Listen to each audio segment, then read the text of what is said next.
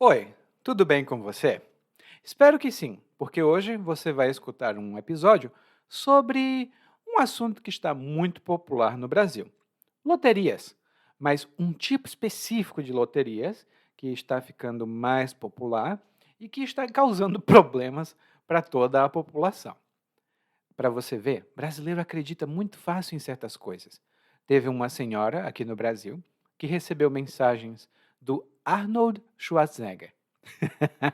Ela recebeu as mensagens dele, achando que era ele namorou com ela durante um tempo e ela perdeu quase R$ 500.000. Então, não são só golpes, né, que a gente também tem loteria, e é disso que nós vamos falar hoje. Esse episódio tem notas abertas. Se você não entender tudo o que eu disser aqui, não tem problema.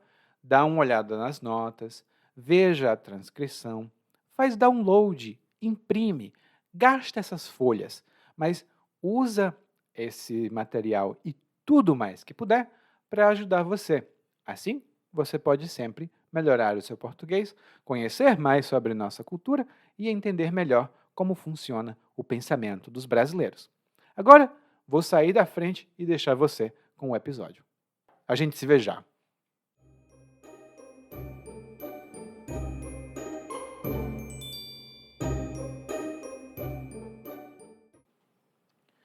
Muitas pessoas têm a experiência de ter um pequeno negócio aqui no Brasil.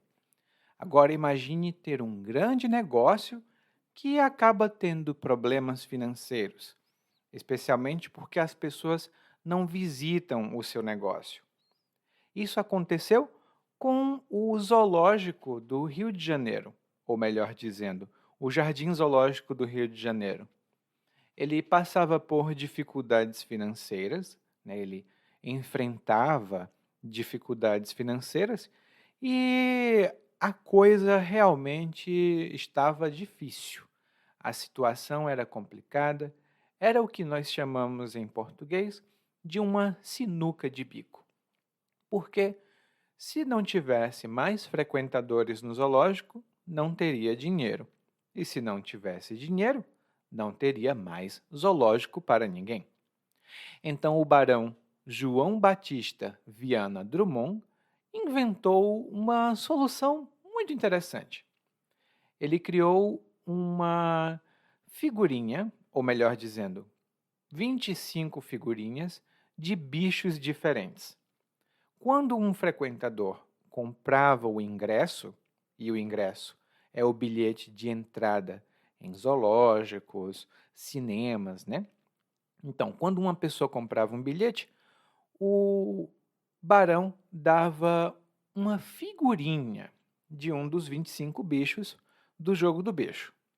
Podia ser cachorro, cobra, vaca, ah, podia ser boi, são uns bichos que fazem parte do jogo do bicho. Eu estou lembrando aqui porque quando eu era criança tinha muito isso, mas eu estou me adiantando. Deixa eu voltar para onde eu estava.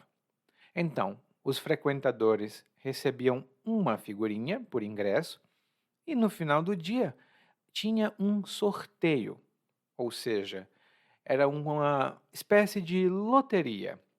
Então, dizia que o bicho do dia era o macaco, por exemplo. E quem tivesse a figurinha do macaco ganhava dinheiro. Era um mecanismo simples, não era tão difícil de explicar, mas foi um sucesso imediato.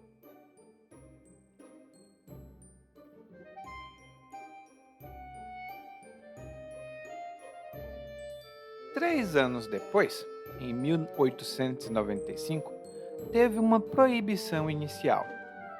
Foi o prefeito do Distrito Federal do Rio de Janeiro, né, naquela época a capital do Brasil era no Rio de Janeiro, então o prefeito proibiu o jogo do bicho.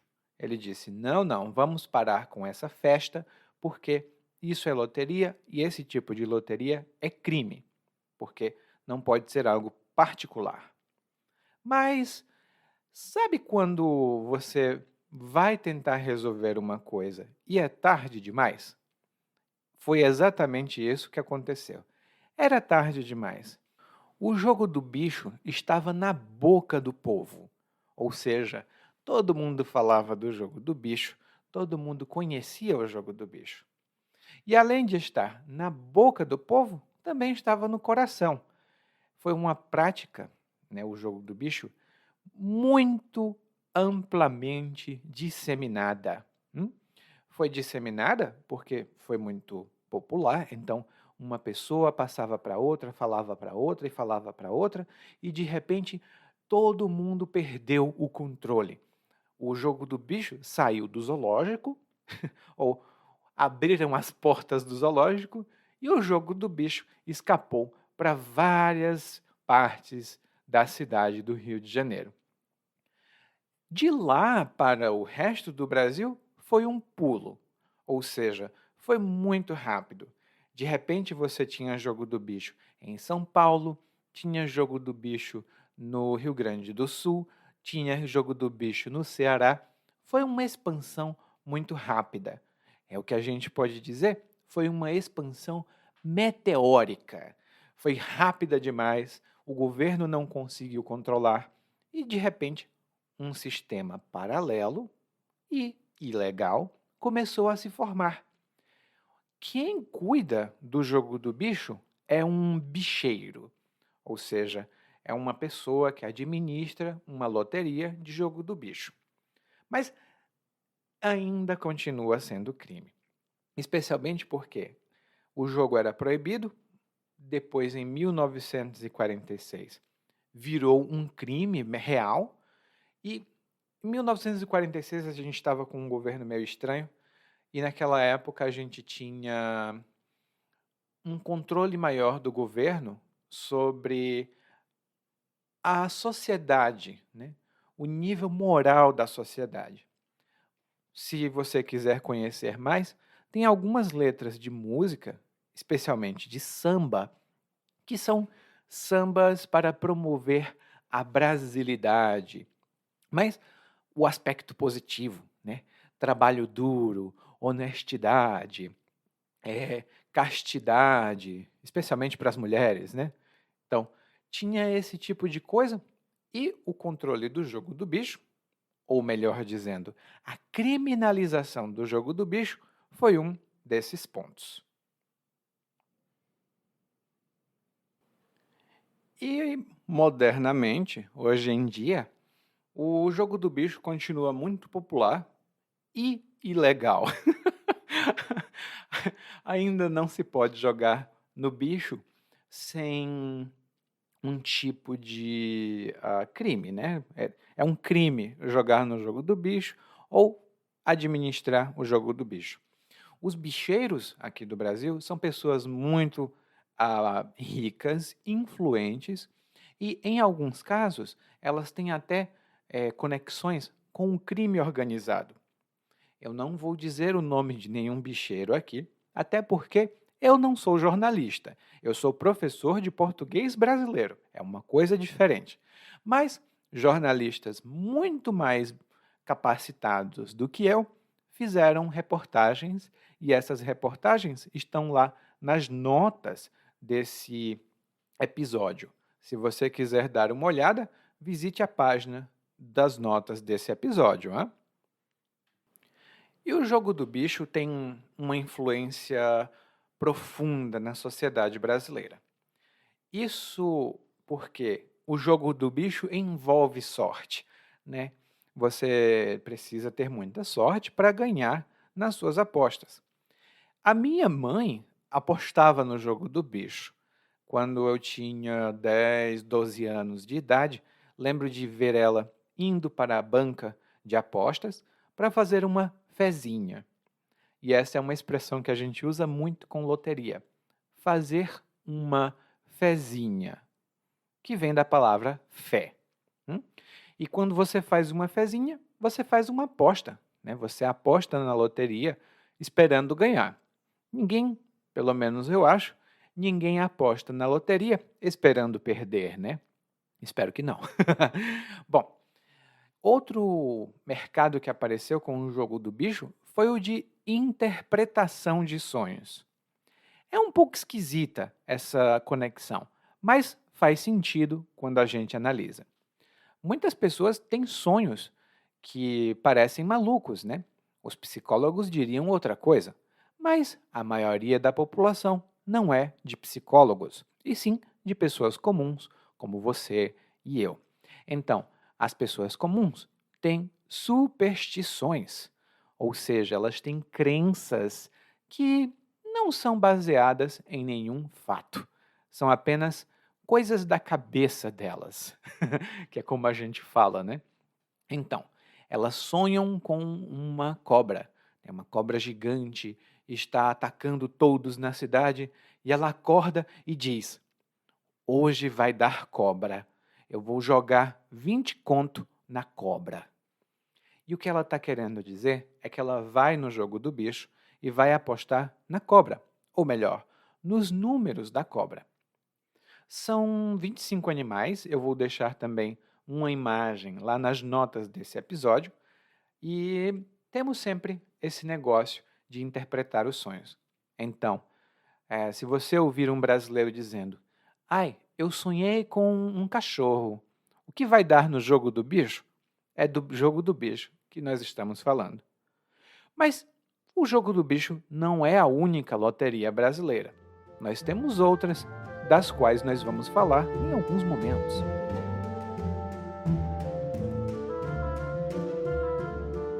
Bom, loteria no Brasil é uma coisa administrada pelo governo. Nós temos as loterias federais e estaduais, mas são loterias geralmente administradas pelo Banco Caixa Econômica Federal. Normalmente os brasileiros chamam esse banco de Caixa. E pronto, não tem outra coisa. Nas loterias da Caixa Econômica, nós temos a Mega Sena, a Quina, Lotofácil, tem apostas em esportes também. Eu sei que tem muito tipo de aposta que a Caixa administra. E essas loterias são administradas e garantidas pelo governo. Então, não existe, espera-se, não existe nenhum tipo de fraude nessas apostas. A Mega Sena é de longe a mais popular no Brasil. Ela acontece periodicamente e ela normalmente sorteia prêmios milionários. Na Mega Sena, o objetivo do apostador é adivinhar corretamente quais serão as 6 dezenas ou 6 números que vão sair. Ou seja, quais são os 6 números a serem sorteados. Faz muito tempo que eu, aqui, né, o seu professor, faz muito tempo que eu não aposto na Mega Sena. Eu acho que a última vez que eu apostei na Mega Sena foi em 2010, mais ou menos, eu acho. E, como você sabe, eu ainda sou professor, então eu não ganhei na loteria, que se eu tivesse ganhado, eu gosto muito de vocês, mas se eu ganhasse na loteria, eu não estava trabalhando coisa nenhuma, né? Não trabalhando tanto. Eu faria os podcasts, né? Você conversaria comigo. Mas eu daria menos aulas, porque eu estou velho e cansado. Bom, então tem essa Mega Sena, que é a mais popular, mas temos também as loterias estaduais. Eu não conheço muito a loteria de outros estados, porque eu morei apenas em 2, no Ceará e na Bahia. Mas tem a loteria paulista, tem a loteria carioca, tem a loteria cearense, e lá no Ceará nós temos várias loterias diferentes. É uma coisa muito legal, empolgante também. Mas tem um problema que acontece e eu vou já falar sobre essas apostas locais principalmente.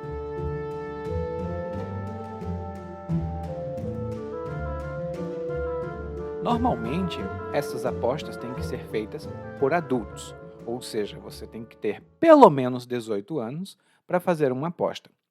Nas loterias federais, quem faz a fiscalização, ou seja, supervisiona, vê o que acontece, é a Caixa Econômica. Então, aconteceu alguma coisa errada, a Caixa é quem sabe fazer a solução. Mas nas loterias estaduais, às vezes a gente tem uma subloteria. Como é assim? Eu lembro que no Ceará nós tínhamos a Loteria dos Sonhos, que era autorizada pela Loteria do Estado do Ceará. Não sei se era um empreendimento privado, mas toda a vida passava na televisão.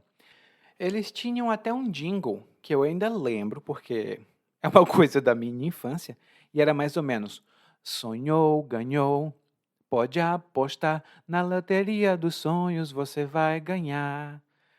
E era uma música tão fofinha. A promessa deles era você ganhar 4.000 vezes o valor apostado. Ou seja, se você apostasse R$ 1, você ganharia R$ 4.000. Na época, eu era uma criança ou uma adolescente. Ou como a gente também fala humoristicamente, eu era uma criança. Uma mistura de criança com onça. Ou seja, uma criança sem vergonha. Porque eu queria dinheiro, né? Eu queria comprar salgados e doces e meus pais não me davam dinheiro. Então, quando eu ganhava algum trocado, e o trocado é o dinheiro pouco, né? R$ 1, 50 centavos. Isso é um trocadinho. Então, quando eu ganhava algum trocado por fazer algum serviço ou porque meus pais estavam se sentindo muito generosos em uma determinada manhã, eu pegava o meu dinheiro e esperava o representante da Loteria dos Sonhos. O representante da Loteria dos Sonhos era algum vizinho, porque para você ser representante, bastava ir até a loteria e dizer: quero ser representante. Então, não era nenhum oficial, não era ninguém formado na universidade, não era um policial, não. Era uma pessoa comum, como eu.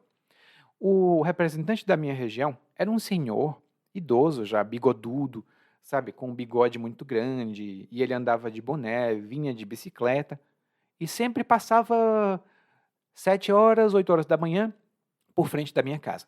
E lá estava eu, 7 horas, 8 horas da manhã, uma criança de 8 para 9 anos, com R$ 1 na mão, dizendo: eu quero apostar. Essa daqui é a minha aposta. Eu lembro que várias vezes eu apostei e quase ganhei o dinheiro, mas nunca ganhei nada. Eu queria ter ganhado, né? Mas nunca ganhei absolutamente nenhum centavo na loteria. Na verdade, eu perdi muito mais dinheiro, porque eu nunca ganhei. E quando eu completei 12 anos, eu acho 11 anos, eu parei de apostar. Por quê? Eu preferia comprar os meus biscoitos e não ganhar mais dinheiro para comprar mais biscoitos.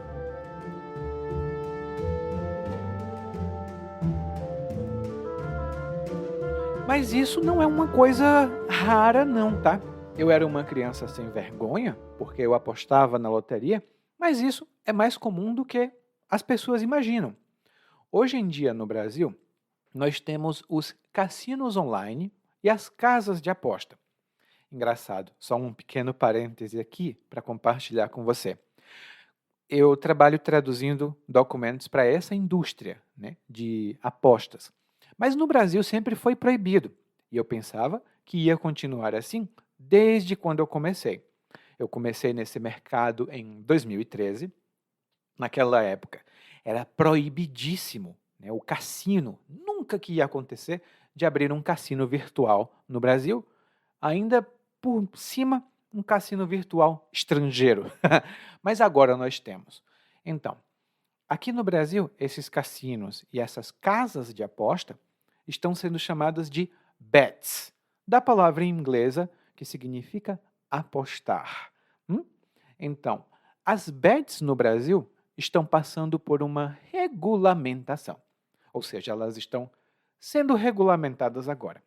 Mas ainda assim, tem muita coisa numa área cinzenta, né? A gente não sabe exatamente onde é que estão os limites. E isso está ficando cada vez mais grave, porque hoje as bets fazem propaganda de várias maneiras, mas uma delas é com os influenciadores digitais. Na minha época, só existia uma televisão e a propaganda.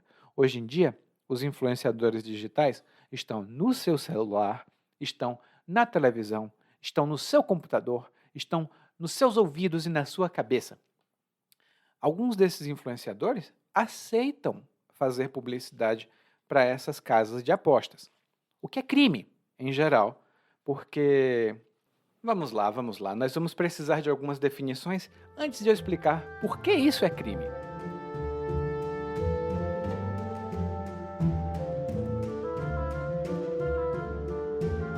A primeira coisa que você tem que saber é que a publicidade de coisas que envolvem gastar dinheiro em uma oportunidade de negócios, essas publicidades têm que ser explicitamente indicadas. Ou seja, eu não posso fingir que eu não estou ganhando dinheiro para fazer essa publicidade. Eu também não posso fingir que eu ganho dinheiro com o produto dessa publicidade. Eu tenho que dizer: oi, pessoal, meu nome é Eli, eu estou fazendo a publicidade de um cassino. Olha, vocês vão perder dinheiro com isso, eu perdi dinheiro com isso, mas se quiserem, podem tentar. Essa deveria ser a maneira correta de fazer a publicidade. Mas o que acontece? Muitas vezes, os influenciadores ganham dinheiro para fazer a publicidade desses jogos de azar, e aqui você pode anotar: um jogo de azar é um jogo que depende de sorte e que vale dinheiro, como poker, caça-níqueis, ou hoje em dia slots. Eu odeio essa palavra em português, não me parece uma palavra boa, e outros jogos de azar também. Então, nessas propagandas de jogos de azar, o que os influenciadores estão fazendo, em geral, é o seguinte: eles pegam um programa, mostram alguma coisa com resultados falsos e dizem: "Ah, gente, eu acabei de ganhar R$ 2.000 em 10 segundos. Gente, apostem vocês também." E aí as pessoas acabam apostando. Talvez você pense: nossa, Eliakim, mas isso é alarmismo? As pessoas não são tão burras ou trouxas assim de gastar o suado dinheirinho delas em apostas. Olha, elas não só são burras e estúpidas a ponto de fazer isso, como pobreza, desespero e situação difícil deixa todo mundo burro e estúpido. Eu mesmo apostava, gente, em loterias. Eu era uma criança, estúpida, burra, não sabia o que estava fazendo e apostava por quê? Porque era uma oportunidade de sair da pindaíba, ou seja, sair da pobreza e chegar a algum lugar melhor. Muitos brasileiros estão numa situação de desespero social. Então, quando eles veem uma publicidade desse tipo, eles vão lá e apostam mesmo. É tanto que, recentemente, aproximadamente 30% dos jovens brasileiros entre 16 e 24 anos dizem que já apostaram. Entre os jovens, é mais comum perder dinheiro com apostas do que com a média nacional. E isso está acontecendo muito comumente, e são casos que a gente vê na televisão aqui no Brasil, mas tem gente que perdeu R$ 100.000, R$ 200.000. Teve gente que roubou o dinheiro da empresa, roubou o dinheiro de familiares para continuar apostando e ver se ganhava aquilo que tinha perdido. Acho que dá para perceber onde é que eu fico nessa história, né? Eu sou absolutamente contra esse tipo de publicidade, né? Eu acho que tem que ter uma regulamentação muito forte, porque para um bando de pessoas que estão desesperadas, isso é muito perigoso.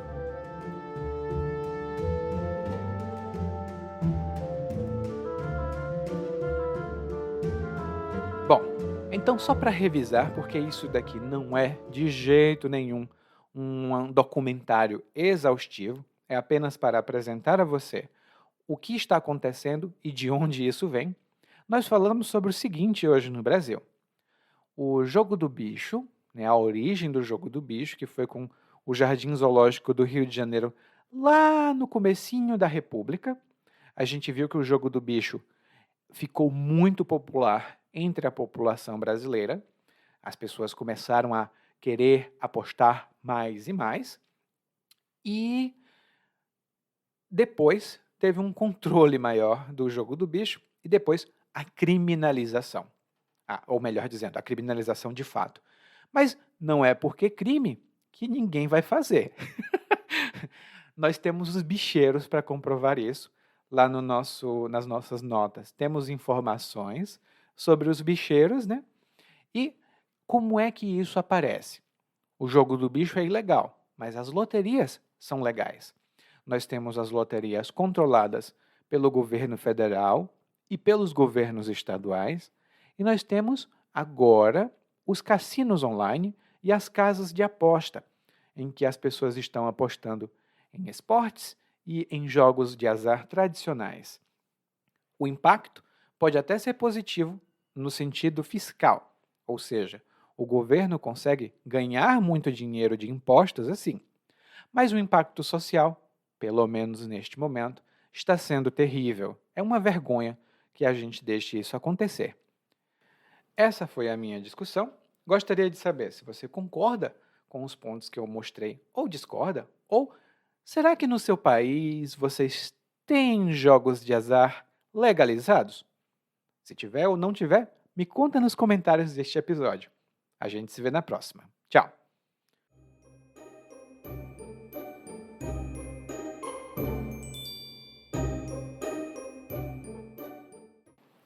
Oi, muito obrigado por ouvir esse episódio até o final. Eu sou o Eli e eu agradeço muito o seu apoio.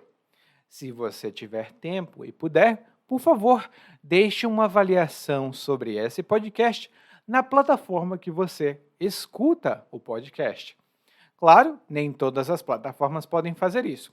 Se a sua não puder, não tem problema. Continue ouvindo, mande suas mensagens e a gente se vê por aqui. Tchau!